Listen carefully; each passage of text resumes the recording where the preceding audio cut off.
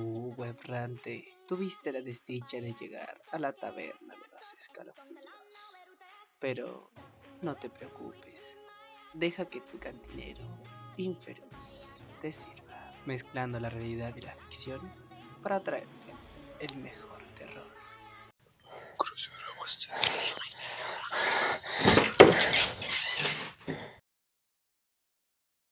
Seguramente te ha pasado que un electrodoméstico o aparato electrónico deja de funcionar como lo haría normalmente, ya sea tu televisor, PC, router de internet, celular, etc. Por suerte, existe un método súper sencillo para solucionar gran parte de los problemas que le puedan ocurrir.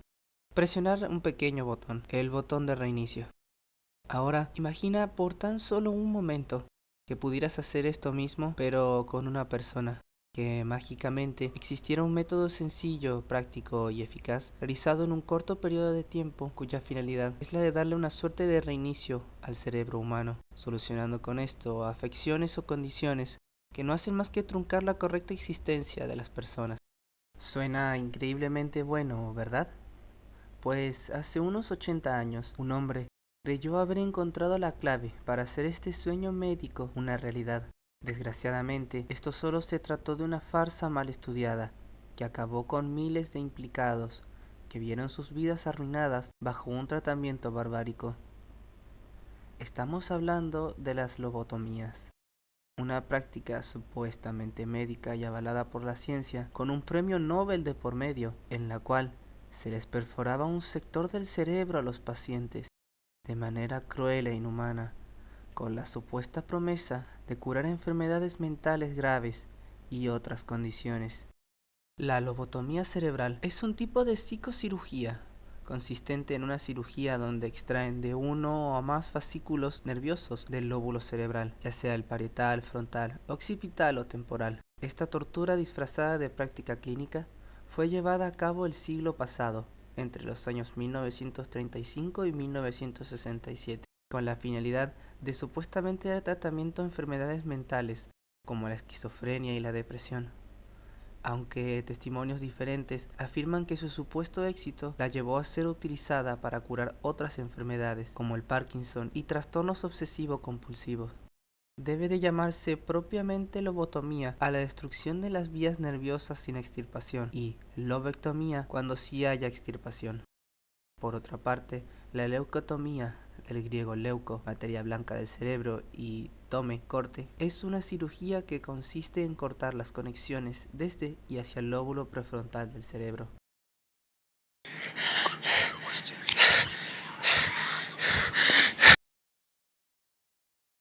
En 1928, el doctor John Fulton hizo una lobotomía en 2 chimpancés con problemas de estrés y demencia, los cuales sobrevivieron a la intervención, dejándolos más calmados y dóciles. Las primeras tentativas de esta práctica en seres humanos ocurrieron a partir de 1935, cuando el neurólogo Egas Moniz se unió con el cirujano Almeidas Lima en la Universidad de Lisboa para realizar una serie de leucotomías. Moniz y Lima afirmaron tener buenos resultados, especialmente en el tratamiento de la depresión, aunque cerca del 6% de los pacientes no sobrevivieron a la operación y con frecuencia se registraban cambios adversos en la personalidad y el funcionamiento social de los individuos. A pesar de los riesgos, el procedimiento se tomó con cierto entusiasmo, especialmente en los Estados Unidos, como tratamiento para las condiciones mentales previamente incurables. Moniz recibió un premio Nobel en 1949. Sin embargo, toda su fundamentación se había basado en un único caso clínico, ni siquiera humano. Aunque parezca increíble, el programa de psicocirugía de Moniz se basaba en una única observación, en un único chimpancé, en una única situación. Peor aún, las evaluaciones de las primeras lobotomías tras los informes de Moniz las hicieron los mismos médicos que realizaban las operaciones, lo cual fue un método muy poco objetivo que dio como resultado una evaluación demasiado positiva y optimista. Los criterios iniciales para el tratamiento eran estrictos. Solo algunas condiciones de autotortura fueron propuestas para el tratamiento: la ansiedad crónica severa, la depresión con el riesgo de suicidio y el desorden obsesivo-compulsivo fueron los síntomas principales tratados. La leucotomía original era una operación cruda y la práctica pronto fue desarrollada bajo un procedimiento más exacto y preciso, en donde solamente se produjeron en el cerebro lesiones muy pequeñas.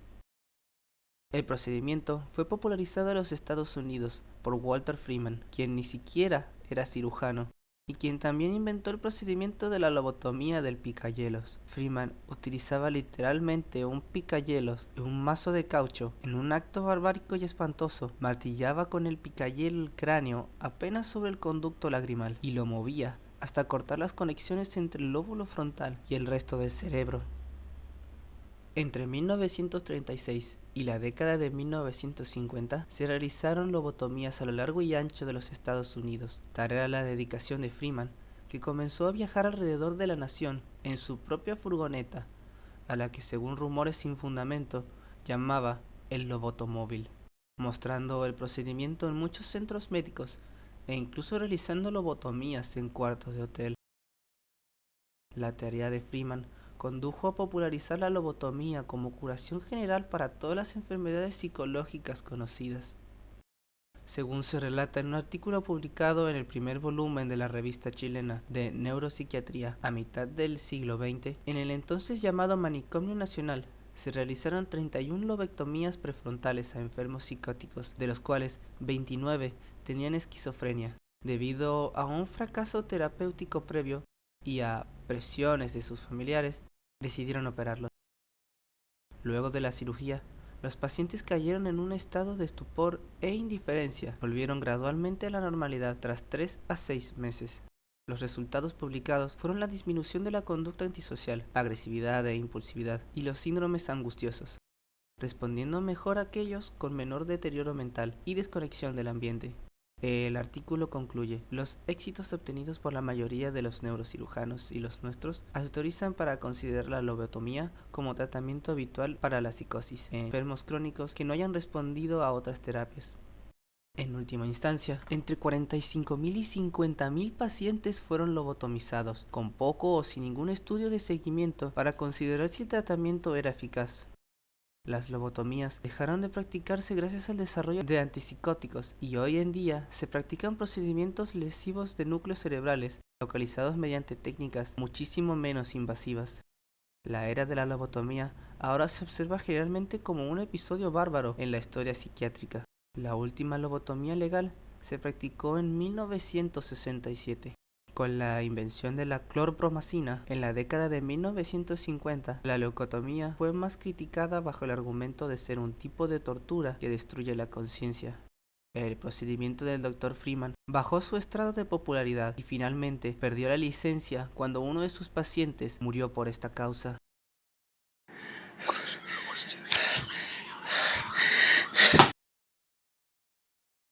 El episodio de las lobotomías es uno de los más terroríficos dentro del mundo de la ciencia médica, que hasta hoy en día es recordado con repudio y escalofríos. Algo que no es para menos, ya que el solo pensar en ser víctima de este proceso es un ejercicio mental agotador para la moral y el espíritu. Tan solo pensar en el sufrimiento que ya de por sí experimenta una persona que es candidato a la operación por su condición previa es trastocante. Ahora, ponernos en sus zapatos e imaginar cómo sería el proceso de experimentar la destrucción irreparable de nuestro cerebro, quedando como resultado tal como una especie de zombie, sí, calmado y curado, pero perdiendo gran parte de nuestra humanidad en el proceso. Es algo que de solo imaginarlo puede llevarnos a cancelar por completo nuestros sueños de esta noche. Lastimosamente, este es solo uno de los capítulos oscuros que esconde la medicina moderna en su pasado, por lo que el sufrimiento y la experimentación en nombre de la ciencia tienen un largo historial, mismo que será explorado en algún que otro próximo video, donde daremos nuevamente rienda suelta al flujo de la información cajonada en el pasado, de todas y cada una de las cuestiones a lo largo del tiempo que pueden llegar a convertirse en pasto de pesadillas.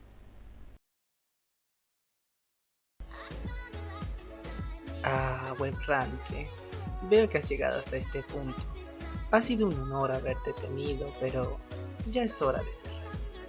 Si te ha gustado mi contenido, deja una propina en forma de like, suscríbete, activa la campanita, comparte y ponme una sugerencia o comentario en la caja de ahí abajo. Y recuerda, la próxima vez que te sientas observado, no seas maleducado. Voltea y salúdame. ¡Au revoir!